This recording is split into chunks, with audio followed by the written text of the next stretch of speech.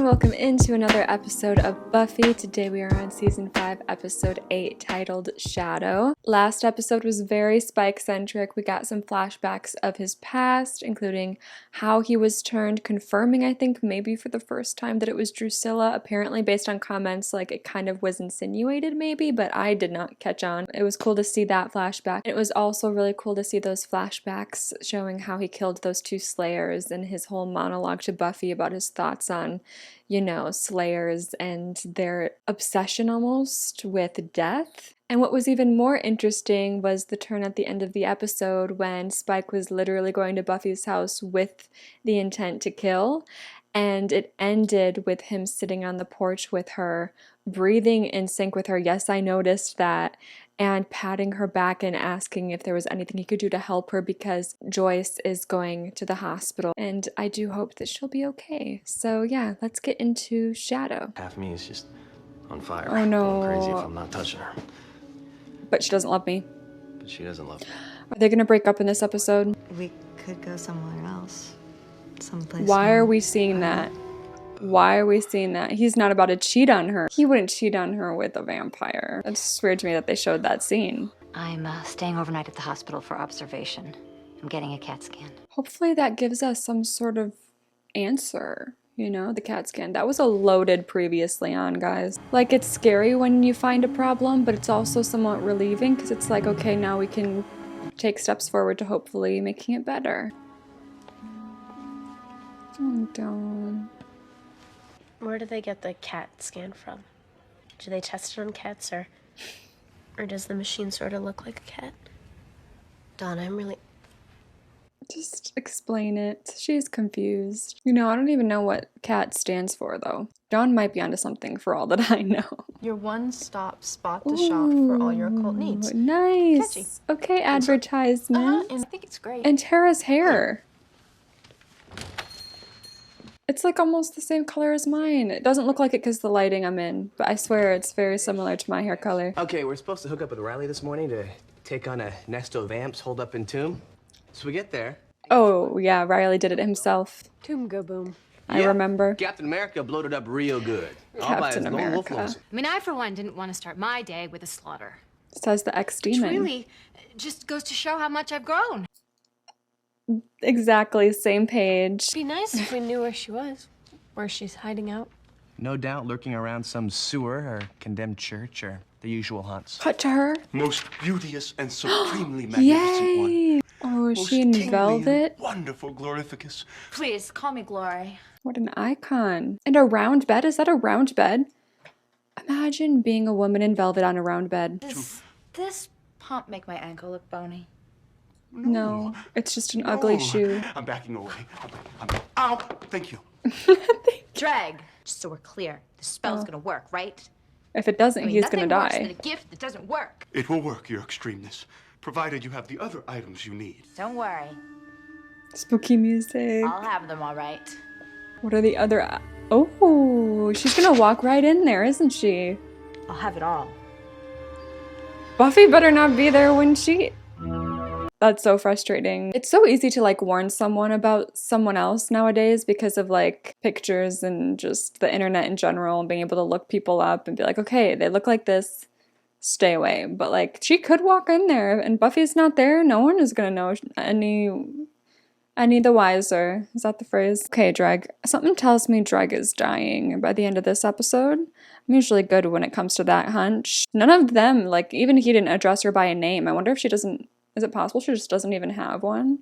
Because she makes everyone call her, like, Your Highness or whatever the hell he was saying. Oh. Sure, it's fine, but that is weird. Hello? Buffy? I really love the brown leather jacket. Maybe Joyce is back and forgot... Oh. What are you doing in here? What, me? Ew. Were you just smelling her sweater? Yes. No. Well, yeah, all right, I did. Okay, what's the excuse? It's a predator thing, nothing wrong with it. Just know your enemy's scent. The growl was unnecessary. Ew. Hey, watch it! Easy! Your girl in the habit of buying her enemy's drinks. Because she spent the better part of last night with me, doing just that. Okay, don't be all high and mighty about it. Hey, pal. Yeah, it wasn't a pal That's good. talk. Tell me another. Oh, okay. Ever ask yourself why she's never taken my name off the guest list? Because you can't hurt people. Because you're harmless. Oh, yeah, right. What you got? Piercing glance? Oh, now the Face it, jealousy. white bread. Buffy's White got bread? the type, you're not it. Sorry, Charlie. You're just not dark enough. Hey! That sucks. Dark enough for you now? Yeah, that's gonna hurt Riley because he's had that insecurity this whole time, I think, considering Angel and like his perception of Angel. He's very dark and broody and stuff, which he kind of is. Buffy took her to hospital for a bit of prod and probe. Funny her not calling you about that. I've known since last night. Jesus Christ. Yeah. Kick him out, Riley. The jealousy is so funny on Spike though, because he's like denying it at the same time. That's what makes it fun. I love people denying their own feelings romantically. It's always a bit of fun. I thought maybe you'd need... I do. I do. I'm glad. Will you sit with Dawn while I talk to Mom? She's in the waiting room. Yeah, you got it. I've got a shadow. Somewhere over there. Is that like something that could turn into a tumor over time? Biopsy to find out exactly what it is. Oh, it could still be a tumor. The doctor says it's too early to be concerned. Still scary. What if she's not a demon, or sorceress, or spirit, or whatever these books cover? Is that a thing? You mean? I mean, I guess. Something New old. species. Oh, something old. That which cannot be named. So She really doesn't have a name. Predates language itself. Whoa, that's crazy. There's no way we can determine her moves, her habits, where she'll turn up. She's about to, yep. Oh, you find everything all right? No problemo. Thank you. Help, we did not just help her. The irony of us giving her what she needs. Oh, Riley. Why am I so really Team Riley this episode? You know, he has his moments where he really annoys the crap out of me, but this episode, there's something about him. It makes me think maybe he's coming to an end soon. Everything went fine. They're moving her into recovery now. What did you find? Do we have the results yet? Term is low-grade glioma. It's a brain tumor. Clinical name is oligodendron. In your mother's case, the tumor seems to have started. In other words, it hasn't spread.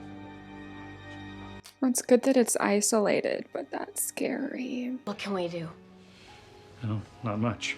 Until we determine if the tumor is operable. Nearly 1 out of 3 patients with this condition does just fine. Just let me know as soon as possible, and I could use some information regarding your mom's lifestyle and home environment. He is really throwing a lot at her at once right now. The more we know, I'm sorry. Excuse me, Doc, but they told me you're needed in ICU. Oh my god, this guy keeps coming back. This is such a random reoccurring role. Oh god. Maybe it's not going to become so random now that Joyce is going to be in the hospital a lot. It's Ben, right? Right.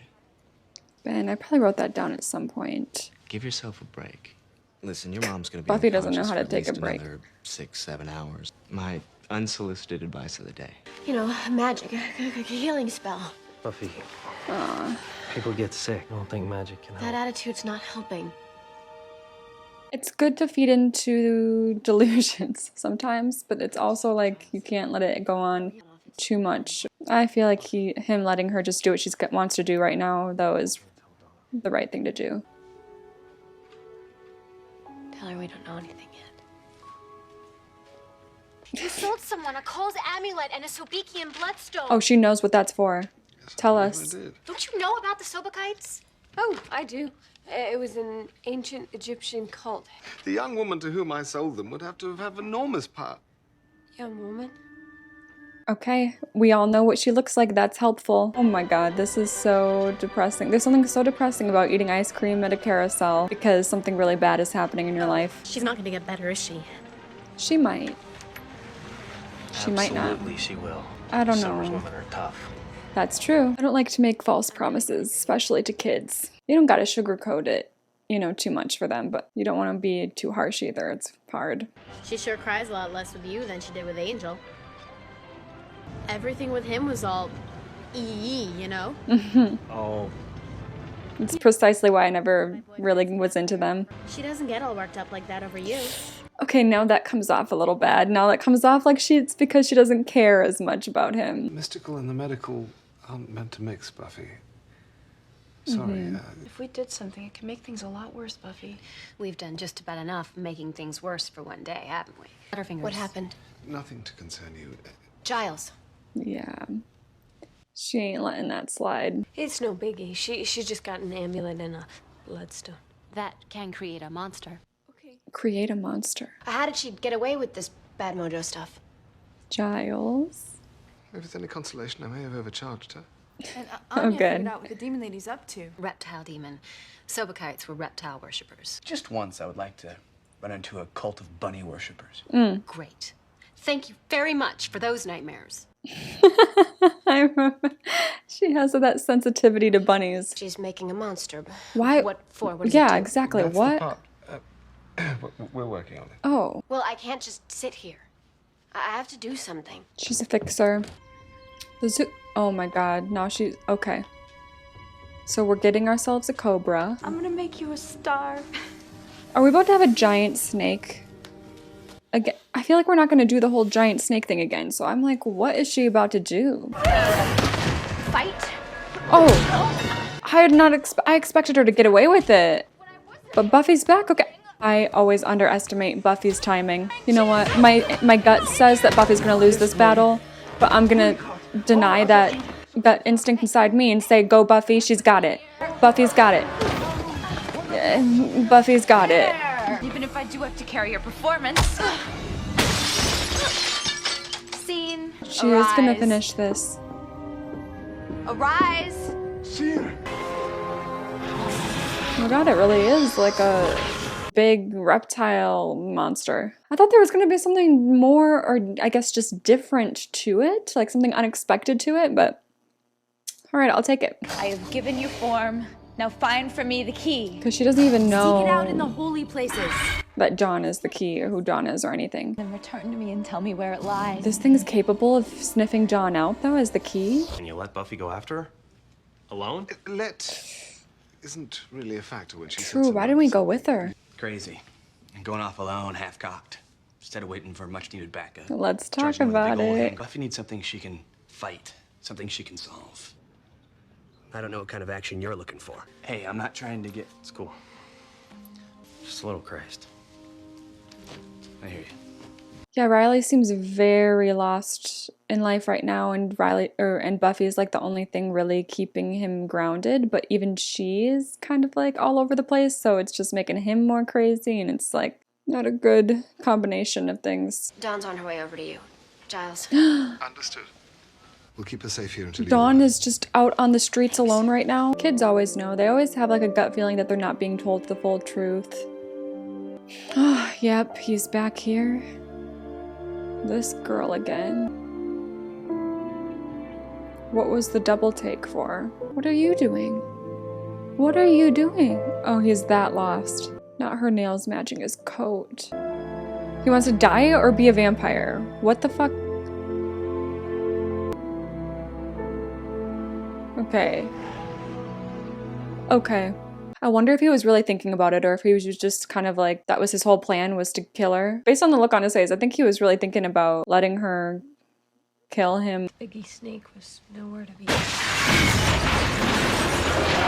It's not even gonna attack Dawn though. Oh my god. See her and sense her and know her and leave and go and tell. Yep. That's not good. That's a huge advantage that we're losing. It knows.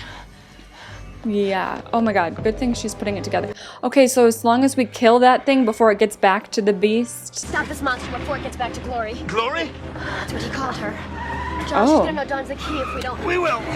I prefer beast, but okay, Glory, beast. You told me Snakey Wakey would find my key. Now why isn't he back here with a beautiful message for me? I grovel like... She's so evil queen coded. How are we even gonna kill it if you catch up to it? Okay. Oh, she's got a plan.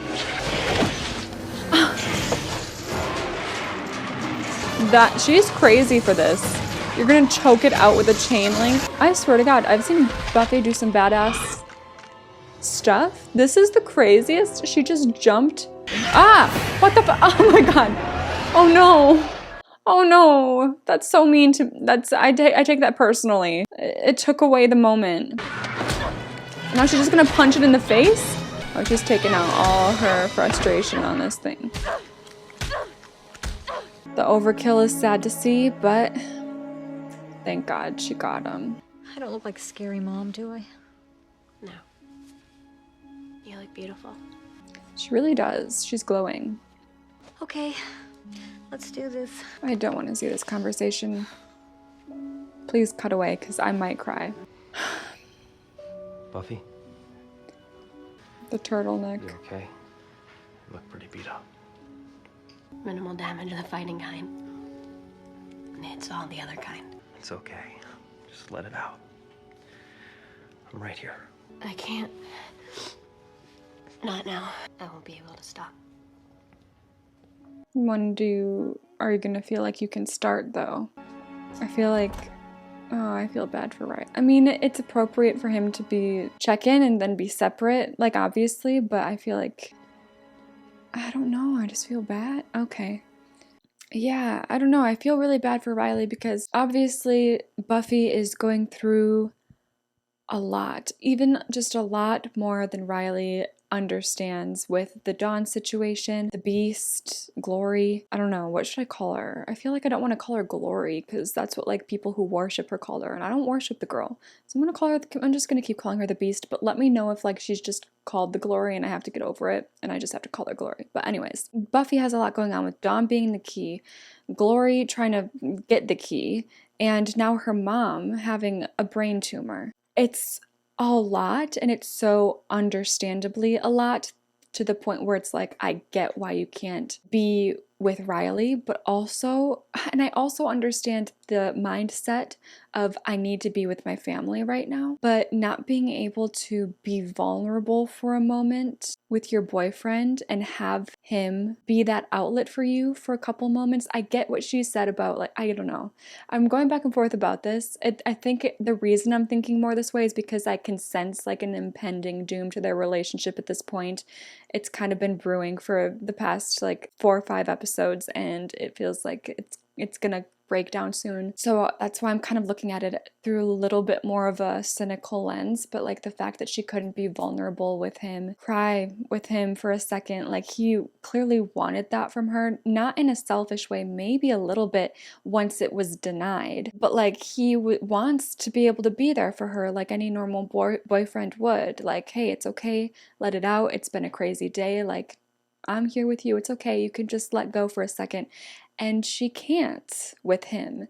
And I think he took it, being left out in the hallway, even though it would be really bad to think consciously like this and be this selfish in that moment about someone just wanting to be with their family who's going through a hard time. I think logically, you shouldn't take any offense to that. But I think with everything that's been building up with them, to him, it's like, oh, I just want her to be able to feel comfortable and vulnerable with me, and she just can't do that. I mean, Dawn was in his ear at the carousel this same day telling him like, oh, she was always so emotional when it came to Angel, but she's not emotional when it comes to you. You're really good for her. She doesn't cry anymore. And it's like, is it that she doesn't cry anymore because I'm not causing problems and Angel did? Or is it she doesn't cry anymore because she's never been and is never going to be able to be as vulnerable with me as she was with him?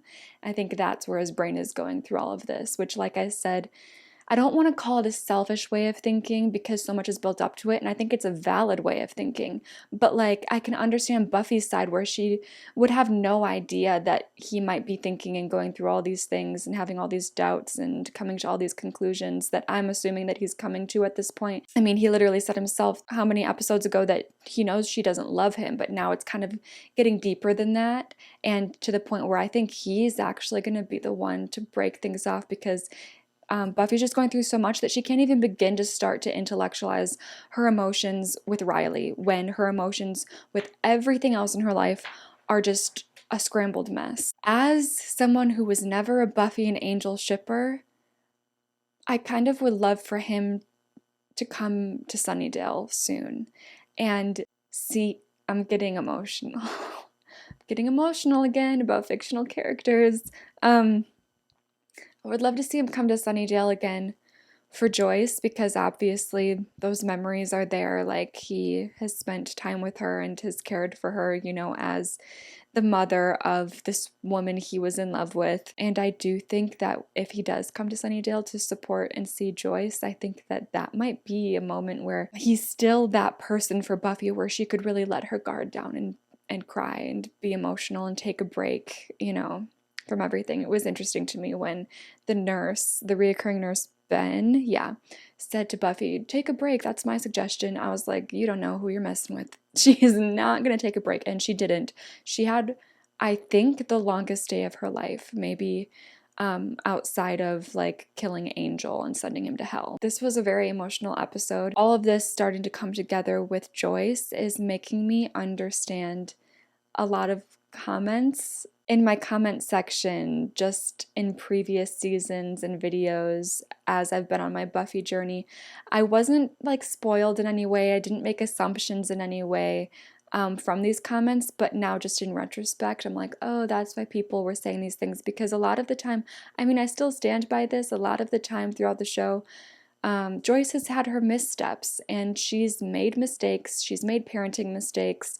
She's been harsh at times. She's been so like unwilling to understand at times. She's misspoken. She's just made mistakes, as any parent does. But I was there to call them out because, you know, that's what I'm doing. I'm watching a show and I'm commenting on it. So I did, but there was always people in the comments who were like, quick to take Joyce's defense and be like, she's doing her best, she's doing her best. And I mean, I never said she wasn't, but I was just like, whoa, why would you say that? Why would you do that? What are you doing, Joyce? And, you know, she had those moments, but I feel like with this plot line starting to take form, I might be understanding why people are very, very quick to defend Joyce, because even in real life, like when something like this, something scary like this, a brain tumor happens to someone, anything that ever annoyed you or that you were ever upset with them about in the past is just gone. Dreg was the Beast's henchman. He's going to be dead because obviously this whole plan worked. He was supposed to help her with the spell, which the spell worked. So technically, you know, she shouldn't kill him, but she doesn't seem to be in her right mind, if you hadn't caught on to that.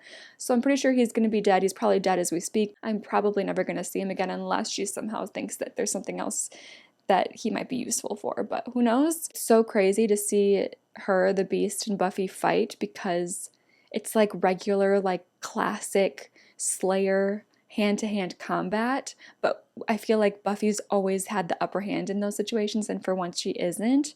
And so that's a fight that's always cool kind of to see. It's just crazy to see Buffy get thrown around like that. Also, just talking about the Beast in general, I think the more we get to know her, it's so interesting, like finding out the lore of her being this ancient demon that was born even before a language was invented and has been around for, I don't even know how long, how many thousands of years that means. But finding out that she is an extremely ancient being, the most ancient being I think that we've dealt with so far, it sounds like. It is very interesting that she comes off as such a classic modern girl, and I love that. And it seems jarring at first, like, what do you mean this girl that's obsessed with designer and doing her hair and keeping up with the trends and being a little princess, what do you mean she's like super ancient out of all the things that we've fought before?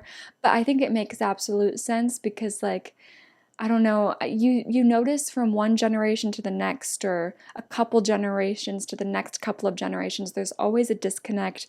There's always this unwillingness to change and understand the people that come after you. But I think because she's been around so long, when you're immortal like that, the only way to survive is to master the art of adapting to the times, being a chameleon in some ways, being willing to change. And she's continued to do that clearly. Like, she's changed from one thing to the next, and that's how she's made it this far and blended in and gotten what she wants. And she's used to getting what she wants, clearly, because everyone fears her because she's so ancient. The way she throws Buffy around, like I said, is crazy. I'm very curious about how we are going to kill her, because I think she'll stick around through the end of this season. I think she's going to be our main villain through the whole season. But I do wonder if there's like a creative new way that we will have to kill her, because I doubt that it's going to end up being a stake to the heart. You know what I mean? Not that she's a vampire, but I just mean to say that as in I don't think it's going to be a simple thing just because of how old she is. Oh, I wanted to bring up the fact that Giles sold her those 2 things for the spell, and Anya was quick to jump on that and be like, you're never supposed to sell those. And Anya has kind of become our resident historian in a way, because she's been around for so long and dealt with like specifically dark magic for so long. And it kind of frustrates me a little bit, because the Giles that I know from like seasons 1 through 3, he was just so on top of it and so intelligent, and nothing got past him, and he was like the glue that kept the Scoobies together, even though I don't know if she's considered a Scooby since he's like older, but I think he is. Coming into this season, I'm so happy that he's finding purpose again and he's running this magic shop, and I love that for his character arc. But then seeing a moment like that where I'm like, oh, why are we making him play that role suddenly? Like he was like, he never, I feel like Giles from season 1, season 2 never would have made that mistake, but season 5 Giles does, and it makes me a little sad. Obviously, anyone can make a mistake no matter how smart you are. You can slip up, but I just am speaking through like a specifically character lens, you know what I mean? Spike's jealousy is hilarious to watch. It's hilarious. But yeah, he's being creepy again. He's back to his obsessive creepiness, smelling her clothes, stealing her underwear. That's not a cute look. I was really feeling for Riley though in this episode. The way he was like handling Spike, I was like, yes, yes, go Riley. Even though I like Spike better as a character, and Riley I've had my ups and downs with, very much was on his side there, was very much on his side throughout this entire episode. I really could feel for him, because I feel like he's really holding a strong front for everything he's going through. And like I said, because Buffy's going through so much, it can be easy to kind of diminish your own problems that you're going through, and he's really going through a lot up here, and it sucks that nobody is really there to help him. Even him like taking on those vampires by himself in the last episode kind of feels like a reflection of how he feels inside about being very much a lone soldier at this point, and it's really sad to see him think that way. And I just wish there was someone that could be there for him right now. And I don't know if I should have made an assumption, or if you guys can tell me if it's up in the air and what you think, but was he wanting, I think he obviously, it was a lure to kill that vampire who had been sitting at the bar with him however many times he's been there at Willie's. It ended up being a lure for him to kill her, but it seemed like for a second he wasn't sure himself whether it would be a lure or not. And do you think he was hoping he would just be killed? He's getting to the point of being suicidal. He had that moment because he feels so alone. Overall, just a really sad episode. And I don't think it's going to pick up in its chipperness anytime soon. Things aren't looking good. So I wonder if we're working toward a mid-season finale, and if it's going to involve the Beast in any way, and we're gonna kind of get rid of her in some sort of way, and she'll be on the DL for the second half of the season before she pops up again for the big finale at the end of the season. That would be my guess. I think mid-season finale too. I think someone's mentioned like the shows back then didn't have really like official mid-season finales, but in my head there's always kind of like a big peak in the middle of the season naturally anyways, and that's kind of what I'm talking about. But I also think we're going to get like some official results regarding Joyce, like how much time she has left, or a successful operation and she's going to be okay. You know, I think that is going to come to a head maybe 2-3 episodes from now. I'm also curious about that random nurse Ben. I know I brought him up about him telling Buffy to take a break, but it's such a random reoccurring role. I'm like, is something bigger going to happen with your character, or are you really just going to be the nurse here? I don't know. Maybe he'll end up working with, or being like manipulated into working with the Beast at some point somehow. I don't know. I just feel like there's got to be more for him in the future, given how much we've seen him. So I do think Riley, like I said, given the whole Riley Buffy situation, I think Riley's going to be the one to break things off. I think he's going to be very respectful about it and just know that it's what's best for both of them. Right now, it would be a really scary time to break up with someone, because it's like, Buffy has so much going on. I don't want to break up with her and add to that sadness, but also it's like, Buffy has so much going on. I don't want her to feel like she needs to worry about us and me and all of that, especially with everything we talked about already about her feelings just not being where his are. So I think, you know, sooner than later, he's going to end up breaking things off. Depending on how it goes, like I might cry about it, actually. I might. It depends, because I just feel bad for Riley. So that's where I'm going to leave this. Thank you so much for watching, and hopefully I will see you guys next time.